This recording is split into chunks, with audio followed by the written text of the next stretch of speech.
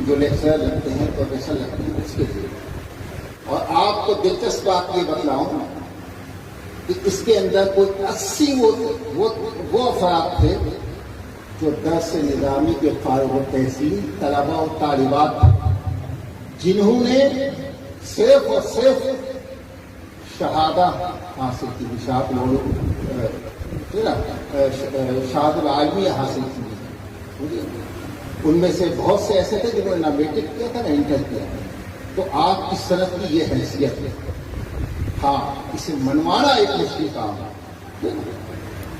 پھر انہوں نے مجھے بھی سزا دی کہ اس کے بعد مجھے وہاں نہیں بھیجا ایکسپرٹ کی حیثیت سے، کوئی بات نہیں. لیکن ایک ہی دفعہ میں نے اپنا کام کیا اور اس میں انہوں نے ڈنڈی بھی ماری، لیکن پھر بھی 60-70 علماء دینی مدارس کے کالجوں میں منتخب ہوئے. اور یہ پاکستان کی تاریخ میں پہلی مرتبہ اتنی بڑی تعداد میں دینی مدارس کے علماء کالج میں آئے.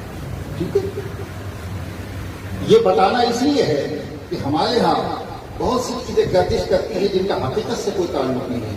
کچھ لوگ یہ کہتے ہیں کہ جناب کون ہمیں پوچھے گا. ایسا نہیں ہے. آپ مقابلہ کیجیے.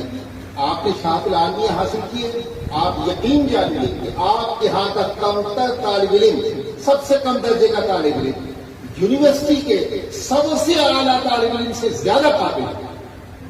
میں کوئی قابل نہیں ہوں. میں مدرسے کا میں نے بتا دیا کہ ایک معمولی درجے کا طالب علم تھا. ٹھیک ہے نا. آج میری 30 کتابیں ہیں، میں مجلہ نکالتا ہوں 4 زبانوں میں، سمجھے نا. اور یہ میرے ذریعے سے اللہ نے اتنے لوگوں کو لگایا. اور پی ایچ ڈی کروائی ہے میں نے. کچھ 6 اسٹوڈنٹس ہیں، 15-16 جو ہیں وہ ایم فل ہیں. یہ سارے کام کروائے. کوئی 5 یونیورسٹیز کے اندر میں M Phil P H D وغیرہ تھا. تو یہ مشکلات آتی ہیں، اس کی سزا بھی ملتی ہے، آزمائش بھی آتی ہے. اس کا مقابلہ کرنا ہے. میں اپنے طلباء اور طالبات کو مخاطب کر کے یہ جملہ کہہ رہا ہوں کہ اس میں مشکلات بھی آتی ہیں، اس میں آزمائش بھی آتی ہیں. آپ کو صادق تدبیر کے ساتھ اس کا مقابلہ کرنا ہے. ہمارے ہاں ہم نے اس سے بھی آگے کوشش کی، لگن کی کہ اس سے بھی آگے قدم اٹھایا جائے. اور آپ یہ سن کر خوشی محسوس کریں گے کہ الحمدللہ میں چند ماہ پہلے جب اسلام آباد گیا، شاید نام سے واقف ہوں آپ لوگ، مفتی ابرار صاحب ایک مدرسے میں پڑھاتے ہیں، مولانا فضل الرحمان صاحب سے بھی ہیں ہمارے ساتھ، بلائے میں وہاں گیا. تو ہمارے مدرسے کے طلباء اب CSS کی تیاری میں کرتے ہیں. CSS وہ منصب ہوتا ہے جو انگریز نے یہاں ایک طبقہ پیدا کرنے کے لیے، ایک حکمراں طبقہ پیدا کرنے کے لیے ایک نصاب تعلیم وضع کیا. اس امتحان کو دینے والا جو ہے وہ کمشنر لگتا ہے، وہ IG لگتا ہے، وہ DIG لگتا ہے، وہ آپ کے ملک کو چلاتا ہے. اس کے سامنے ملک کا صدر بھی بے بس ہوتا ہے، اس کے سامنے ملک کا وزیر اعظم بھی بے بس. آپ کو یاد ہوگا مشرف نے باقاعدہ ان سب کو خطوط لکھے تھے، اس کے خلاف بغاوت کرتی تھی لوگوں نے. دینا وہ جانتا تھا کہ 4 دن کی حکومت نہیں کر سکتا ہوں، تو سب کے گھروں پہ خطوط لکھے تھے کہ میں آپ کے مفادات کو کوئی نقصان نہیں پہنچاؤں گا، اس لیے کہ وہ شہر کا مالک تھا. تو سوال یہ ہے کہ کیا یہ ملک کسی کے باپ کی ملکیت ہے؟ علماء کیوں ان سیٹوں پہ نہیں بیٹھ سکتے؟ میرا سوال یہ ہے. پہلے گورنر کون ہوتے تھے؟ کون ہوتے تھے پہلے گورنر؟ تو آج کیوں نہیں ہو سکتا کمشنر؟ یہ پاکستان جو ہے کیا یہ ہماری ملکیت نہیں ہے؟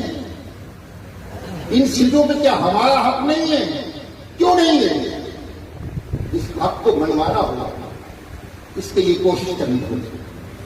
بہرحال مولانا طیب صاحب نے یہ بہت اچھا سلسلہ شروع کیا ہے، اور میں مولانا اقبال صاحب سے بھی کہوں گا، اور بھی میں چونکہ فردر سب سے واقف نہیں ہوں، کہ دیکھیے اس وقت سب سے، اور مولانا جالندری صاحب سے کچھ 4 دفعہ کہہ چکا ہوں، لیکن ان کی توجہ اس طرف نہیں ہے. آپ لوگ ان کی توجہ دلوائیے. یہ میں بات ان سے 15 سال سے کہہ رہا ہوں کہ بھائی یہ جو مشکلات ہیں کہ یہ طلباء پڑھتے ہیں اور پڑھنے کے بعد اپنی صنعت کے مساوی کے لیے ٹھوکریں کھاتے ہیں، اس مسئلے کو آپ حل کر دیں. آگے وہ طالب علم خود اپنا راستہ نکالنا ہے. یہ کوئی فقیر ہیں یا یہ کوئی ایکسٹرا آپ سے کوئی چیزیں مانگ رہے ہیں؟ یہ تو یہ کہہ رہے ہیں کہ جس صنعت کو تم نے ایم اے کے برابر کیا ہے وہ سرٹیفکیٹ ہمیں دے دو. کیا ان کا اتنا حق نہیں ہے؟ اور مدرسے کو کیا ایسے معاونت نہیں کرنی چاہیے؟ میں کہتا ہوں کہ ہر فرد کو معاونت کرنی چاہیے جو کچھ بھی کر سکتا ہے. ہم بھی کوشش کرتے ہیں. مولانا طیب صاحب نے اس سلسلے میں جو کوششیں کی ہیں وہ بہت ہی قابل فخر ہیں اور جو ہے نا بہت مفید ہیں. سب سے پہلا مرحلہ کہ اس کے لیے کوئی ایک جگہ مختص کر لی جائے اور وہ بھی جو ہے اضلاع کی سطح پہ ہو یا شہر کی سطح پہ ہو. مجھے یہ جان کر بہت افسوس ہوتا ہے کہ وہ بلوچستان سے جاتا ہے ملتان اور ملتان جا کے وہ جو ہے اپنے لیے یہ چیزیں حاصل کرتا ہے. یہ ختم ہونا چاہیے. آپ کو معلوم ہے ملک کا ایک نظام ہے ایکولینس کا. آپ دنیا میں کہیں سے پڑھتے آتے صرف شاعت العالیہ کی بات کریے دنیا کی. یہ او لیول اے لیول یہ سب کیا کرتے ہیں؟ یہ بھی تو مساوی حاصل کرتے ہیں نا. تو ان کو کیا مقام حاصل ہے؟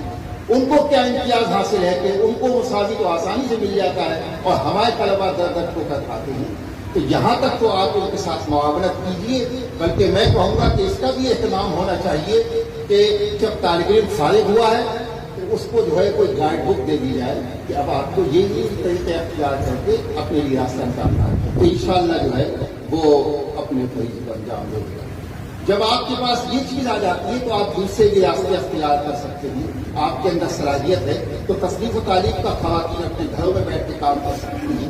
وہ طبیبہ کے کورس کر کے حکیم بن سکتی ہیں. ٹھیک ہے نا. وہ جو ہے معلمہ بن سکتی ہیں. ہمارے پاس صحابیات کا عمل موجود ہے. کون سا جہاد ہے بتائے گا کوئی شخص مجھے؟ کوئی ایک جہاد کا نام لے لیجیے کہ جس کے اندر خواتین نہیں ہیں. کوئی ایک نام لے لیجیے. حضرت خالد بن ولید رضی اللہ تعالیٰ عنہ بات کے بعد سب کے اندر ہمیں نظر آتا ہے کہ خواتین جو ہیں وہ مردوں کے ساتھ جاتی تھی, علاج معالجہ کرتی تھی, کھانا پکاتی تھی, زخمیوں کو اٹھاتی تھی, پانی پلاتی تھی, سارے کام وہ کرتی تھی. اور جو مرد پیچھے پلٹ کے آتا تھا اسے ڈنڈا بھی دکھاتی تھی کہ واپس جاؤ میدان جہاد کے اندر. ٹھیک ہے نا. پڑھیے گا صحیح اس تاریخ کو آپ تو آپ حیران ہوں گے کہ ہمارے ہاں خواتین نے بہت اچھا رول ادا کیا. یہاں مولانا طارق جمیل صاحب کا عمل ہمارے لیے بہت مفید ہے. اس وقت ہے کہ ایسی بڑی شخصیات جب تجارت کا راستہ اختیار کریں تو لوگوں کو بھی رجحان پیدا ہوتا ہے. اور یہ کوئی عیب کی بات نہیں ہے کہ آپ بھی جو ہے نا کوئی ہنر یا فن سیکھیے اور اس کو اپنی زندگی کا حصہ بنائیے. میں یہاں پر امام ابن جوزی کا ایک قول نقل کرتا ہوں کہ حضرت عمر رضی اللہ تعالیٰ ابن جوزی نے حضرت عمر رضی اللہ تعالیٰ عنہ کا قول نقل کیا ہے کہ لا تكونوا عيالا على المسلمين. آخری جملہ ہے اس پیراگراف کا کہ آپ کو چاہیے کہ آپ معاشرے کے لوگوں پر معاشی بوجھ نہ بنائیں بلکہ جو ہے اپنے لیے خود کفالت کے لیے خود جو اس زمانے میں پڑھاتے تھے ان کو حضرت رضی اللہ تعالیٰ عنہ نے یہ اثر ہے یہ لکھا ہے. تو اگر ان کو یہ ترغیب دی جا رہی ہے جنہیں بیت المال سے تنخواہیں خود مقرر کی ہیں حضرت رضی اللہ تعالیٰ عنہ, تو میں سمجھتا ہوں کہ خوشحال ہونا, اچھی زندگی گزارنا ہر شخص کا حق ہے.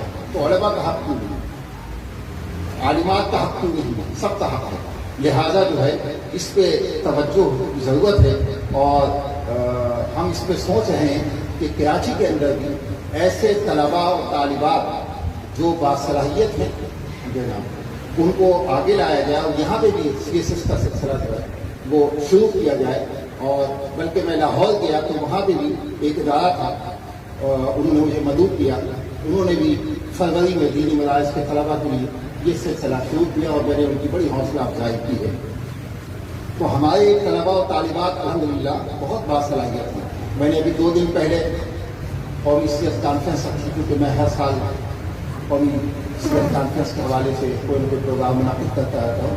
تو یہاں سے ہم کوئی 40 لوگوں کو لے کر حیدرآباد GC یونیورسٹی گئے تھے اور وہاں میں نے یہ کانفرنس رکھی تھی. یہ 4تھی قومی کانفرنس کی 7 صوبائی کر چکا ہوں. تو آپ کو یہ جان کر خوشی ہوگی کیونکہ میری بچی بھی اس سال تخصص کر کے فارغ ہوئی ہے اور اس نے گھر میں بیٹھ کے انٹر BA دیا ہے فرسٹ ڈویژن کو. تو یہ صلاحیت اس کے اندر بھی اس کی کلاس فیلو جو مفتی جنہوں نے جامعہ النوریہ سے اس سال مفتی کا کورس مکمل کیا ہے تو اس کے ساتھ کوئی یہ ٹوٹل 11 بچیاں تھیں. ہم ان کو بھی ہم نے کہا آپ بھی مقالہ لکھیں. ان لڑکیوں نے ان طالبات نے جو مقالے لکھے ہیں یہ وہاں کے اسٹیج پہ بھی میں نے کہا کہ بہت سے PhD پروفیسر سے بہتر مقالے لکھے ہوئے. ہاں ٹھیک ہے، میں نے انہیں گائیڈ کیا، میں نے ان کو سکھایا، اور میں نے 10 لکھنے والے یا 12 لکھنے والے دینا تھوڑا سا وقت دے کر پیدا کر دیا. تو اس کا مطلب ہے کہ صلاحیت سب میں ہے، موقع فراہم کرنے کی ضرورت ہے. اور دینا میرا نقطۂ نظر یہ ہے کہ ہم اپنے کو مسجد و مدرسے تک نہ رکھیں، اس لیے کہ ہم تو معاشرے کی تبدیلی کے ذمہ دار ہیں. تو وہ کیسے تبدیل ہوگا؟ بہت بڑی نسل تو ان اسکولوں کالجوں سے تیار ہو رہی ہے جو آپ کے کنٹرول میں نہیں ہے، جس کا شکوہ آج قاری عثمان صاحب نے کیا ہے. تو میرے بھائی اس میں نمائندے آپ کے ہے ہی نہیں، تو پھر کیسے ہوگا؟ آپ بھیجیے نا اس کے لیے. یہ سب کے سب ہمارے مخاطب ہیں، ملک کی ساری عوام ہمارے مخاطب ہیں. تو ہمیں ان سب کی تیاری کرنی ہے. انشاءاللہ اس کے ذریعے بڑی تبدیلی آئے گی. اور یہ بہت خوشائن عمل ہے کہ ماہنامہ روضۃ الاسلام کے نام سے یہ لکھنے کا جو سلسلہ شروع ہوا ہے. اپنے بچوں اور بچیوں کو اس پہ راغب کیجیے، اور ہم انشاءاللہ اس کے لیے اور بھی بہتر راستے بھی، ان کی نشاندہی بھی ہم کریں گے. وآخر دعوانا الحمدللہ.